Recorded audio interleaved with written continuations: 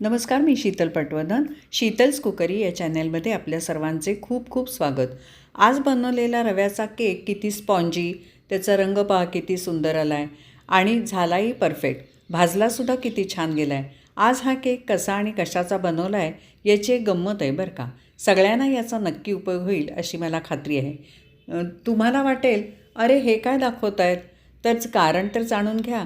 अहो काय झालं, अचानक आमचं गावाला जायचं ठरलं आणि तेही महिनाभरासाठी.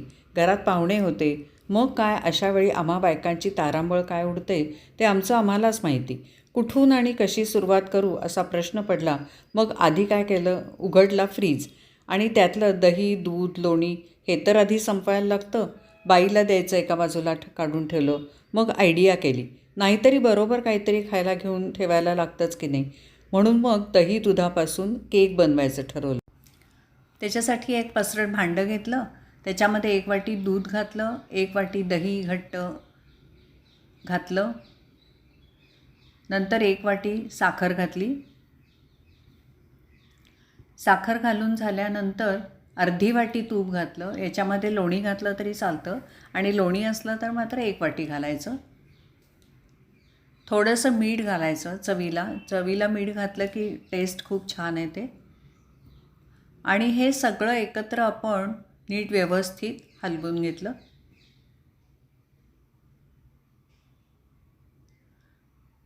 हलवण्यापेक्षा मला घुसळलेलं जास्ती बरं वाटलं मिक्स करायला.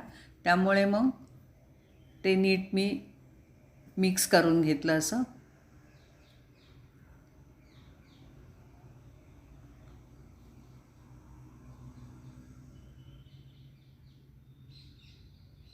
चक्क आपण ताक घुसळतो तसंच केलं शेवटी मी.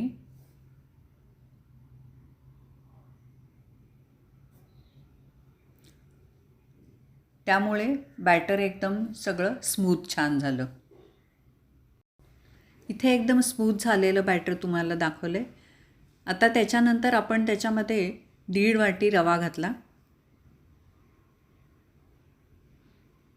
याच्यामध्ये रवा नेहमी बारीकच घ्यायचा म्हणजे केक चांगला होतो.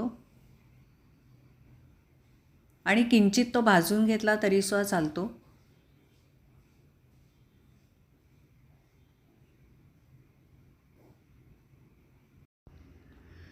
रवा घालून झाल्यानंतर हे सगळं व्यवस्थित एकत्र केलं. त्यातली प्रत्येक गोळी मोडली गेली पाहिजे. त्यामुळे प्रत्येक त्यातला कण व्यवस्थित मिक्स होईल हे बघायचं.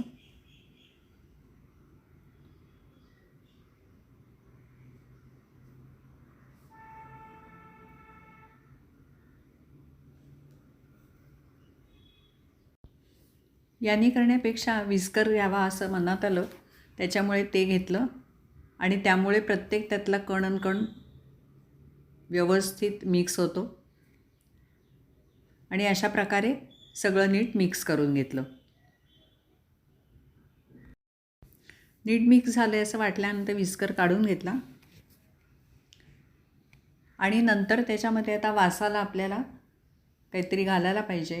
म्हणजे आयदर वेलची, जायफळ किंवा केशर, तर ते मी दोन्ही घालते आहे.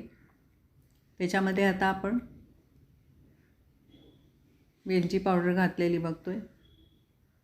वेलची पावडर घालून घेतली आणि त्याचबरोबर केशरही मी घालते. दोन्हीचा फ्लेवर खूप सुंदर येतो. ते नीट मिक्स करून घ्यायचं.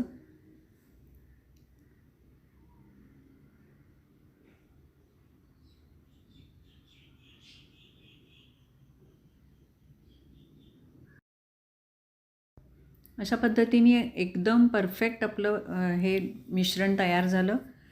आता ह्याच्यामध्ये शेवटी फक्त आता सोडा घालायचा बाकी आहे, ज्यामुळे तो फ्लफी होईल. तर त्याच्यामध्ये आता मी सोडा घालून घेते. या मिश्रणासाठी आपल्याला 1 चमचा सोडा घालायचा आहे, 1 टीस्पून. तर तो आता मी घातला आहे. सोडा म्हणजे इनो घातला आहे मी तो. आणि इनो घातल्यानंतर फास्ट ते सगळं करायला लागतं, म्हणजे मग ते एकदम फ्लफी होतं. सगळ्या बाजूनी छान तो सोडा म्हणजे मिक्स होईल असं करायचं आणि लगेच ते पॅनमध्ये ओतून शिजायला ठेवायचं. हा पॅन मी आधीच तूप लावून तयार करून घेतलेला होता, म्हणजे नंतर घाई होते म्हणून.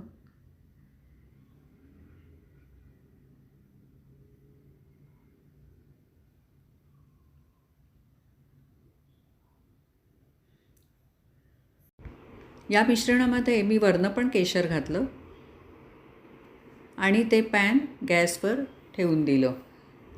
या पॅनला मी वरनं पण काचेचं झाकण ठेवलं होतं, पण थोडी त्याला फट राहते असं वाटलं, त्यामुळे काही प्रॉब्लेम व्हायला नको म्हणून मग ते काढलं आणि नेहमीचं ताट त्याच्यावर झाकून ठेवून दिलं. अशा पद्धतीने मी हा करून घेतला केक. तयार झालेला केक किती सुंदर दिसतो आहे बघा. छोटी छोटी ती पोर्स पण त्याच्यामध्ये मुद्दाम मी दाखवले त्याच्या पडलेली.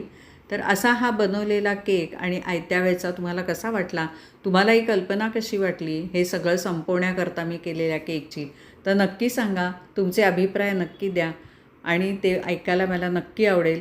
तुम्हाला व्हिडिओ आवडला असला तर नक्की लाईक करा, इतरांबरोबर शेअर करा, म्हणजे त्यांनाही ही आयडिया येईल की असं करायला हरकत नाही म्हणून. तर पुन्हा भेटूच नवीन रेसिपीसह. थँक्यू.